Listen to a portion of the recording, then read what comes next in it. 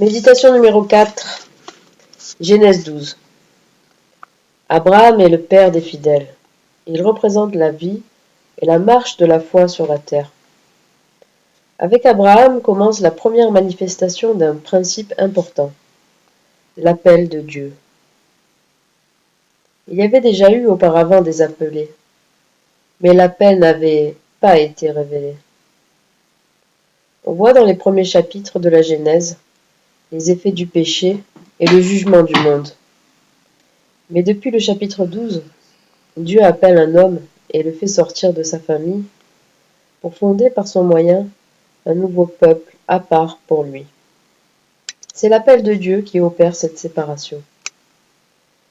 Josué 24:2 montre que même les hommes de la famille de Sem étaient tombés dans l'idolâtrie et avaient reconnu Satan comme leur prince en l'adorant au lieu de Dieu. Dieu ne change pas l'état du monde, mais il appelle un peuple qu'il choisit pour être son peuple. La vocation de Dieu choisit Abraham, l'appelle à tout quitter et le fait agir sur le principe de la foi en le conduisant dans un pays inconnu, sans autre certitude que la promesse de Dieu. Depuis les jours d'Abraham, c'est en nous appelant à être séparés du monde que Dieu nous bénit. Et il n'y a pas de bénédiction sans cette séparation. Dieu se sépare un peuple à lui par des promesses, en l'appelant à tout quitter pour lui. Nous devons obéir en quittant tout et en suivant Dieu. Abraham, confiant dans la promesse, entre au pays de Canaan, mais il vit en étranger au milieu de ce qui lui est promis. Dieu nous appelle à tout quitter, parce que ce monde est sous l'esclavage de Satan et n'a d'autre liberté que celle de pécher et de désobéir à Dieu. La fin du chapitre nous montre le résultat de l'infidélité du croyant, quand il se trouve aux prises avec des circonstances difficiles. Il y avait une famine dans le pays. Quoiqu'en esprit dans le pays de la promesse, le chrétien ressent la famine du moment qu'il commence à penser à autre chose qu'à Christ.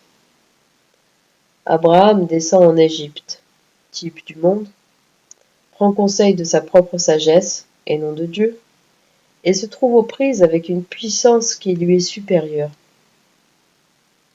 Quand le chrétien descend dans le monde pour y chercher des ressources, avec sa force humaine individuelle, il se trouve en face de la puissance de Satan, qui, bien que cachée, est une force plus grande que la sienne. Abraham a peur, il a recours à sa sagesse, et renie Sarah. Il nie la relation de sa femme avec lui, et cette dernière trouve sa place dans le monde. Abraham est honoré de Pharaon. C'est ce qui arrive au chrétien qui est dans la main du monde. Il reçoit du monde des honneurs qui ne sont que la preuve de sa servitude. Abraham a nié la position qui faisait de Sarah quelque chose qui lui appartenait entièrement. Il n'a pas voulu confesser hautement ses principes. Le chrétien, quand il manque de fidélité, ne proclame plus que l'Église est l'épouse de Christ. Alors le monde la revendique. Il veut bien la prendre pour femme et la garder chez lui pour en avoir le bénéfice, mais c'est en effaçant la gloire de Christ. Chacun des dons de Pharaon aurait dû reprocher à Abraham son infidélité. Les jugements sur ce monde en sont le résultat, car Dieu ne renonce pas à ses droits. Parce que les chrétiens, entraînés dans le monde, se conforment à ce dernier. Dieu le frappe de grandes plaies à cause du déshonneur qui en résulte pour l'Église. Abraham ne devait avoir aucune paix en Égypte et n'en retirer que les preuves de sa servitude. Le monde ayant renié le Seigneur Jésus, Dieu ne le connaît que comme perdu. Il lui offre la grâce maintenant et le jugera plus tard. Quand la lumière est venue au monde, les hommes ont mieux aimé les ténèbres que la lumière. Dieu ne porte pas remède à l'état du monde, mais il appelle hors du monde ceux qui en avaient fait partie jusque-là. Abraham dut quitter sa famille, parce qu'on y adorait des dieux étrangers. Dieu nous appelle à sortir du monde. Et c'est en nous révélant ses promesses en Christ qu'il nous en fait sortir. Jésus est assis à la droite de Dieu, et ceux qui sont appelés le sont par la révélation de Jésus.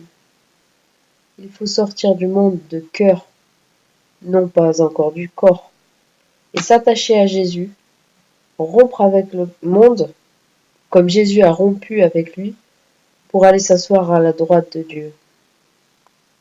Toutes les promesses sont faites à Abraham et à sa semence, c'est-à-dire à Jésus. Pour y avoir part, il faut être à lui. Dieu présente son Fils au monde. Le monde le rejette. En retour, Dieu le reçoit. Pour avoir part aux richesses de la maison de Dieu, il faut avoir part à Jésus que le monde a rejeté. Par ce principe, tout devient facile, quoiqu'il puisse y avoir une famine dans le pays. Du moment que je confesse le Seigneur Jésus, je ne puis être que pèlerin et étranger dans le monde. Dieu nous a aimés, appelés, séparés, et tout ce qui est pénible dans notre vie est une preuve de plus que nous sommes à Christ. Nous avons part à toutes les promesses, car du moment que Christ est ma portion, mon héritage, j'ai tout ce que Dieu lui a donné. Dieu glorifiera son Fils et sa gloire sera mienne. Et moi-même, je serai à la gloire de Dieu. Tout ce que le Saint-Esprit révèle, il le révèle comme m'appartenant, car je suis un enfant de Dieu. Le chrétien n'est pas, comme les prophètes, un simple canal de la révélation. Il en est l'objet, car il est co-héritier du Fils. Je ne puis voir rien qui appartienne à Jésus sans dire que tout cela est mien.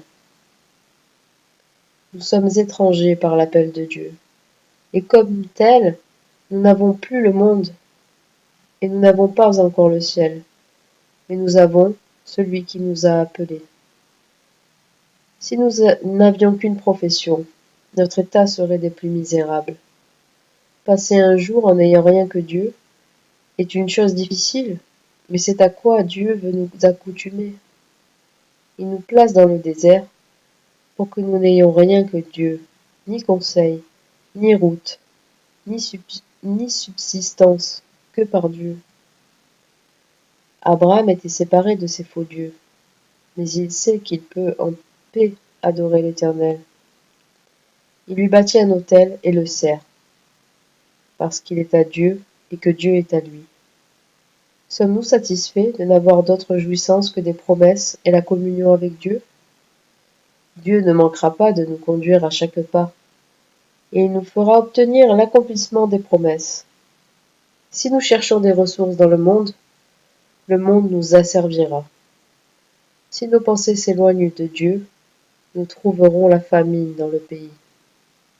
Le monde est plus fort sur son terrain que nous, mais il ne comprend pas les sources de notre confiance. Les chrétiens mondanisés sont en un certain sens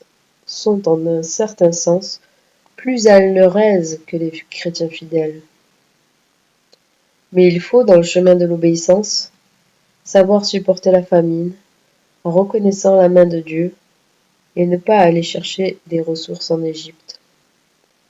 Laisser l'Église entre les mains du monde, c'est l'exposer à être déshonoré. Nous devons nous souvenir de ce qui nous a placés dans l'obligation d'être séparés. C'est la grâce, la pure grâce. C'est parce que Dieu a voulu me donner Christ et me faire jouir de tout ce qu'il a donné à Christ qu'il me sépare du monde. Il n'y a pour nous qu'une seule obligation vis-à-vis de l'appel de Dieu, c'est l'obéissance de la foi.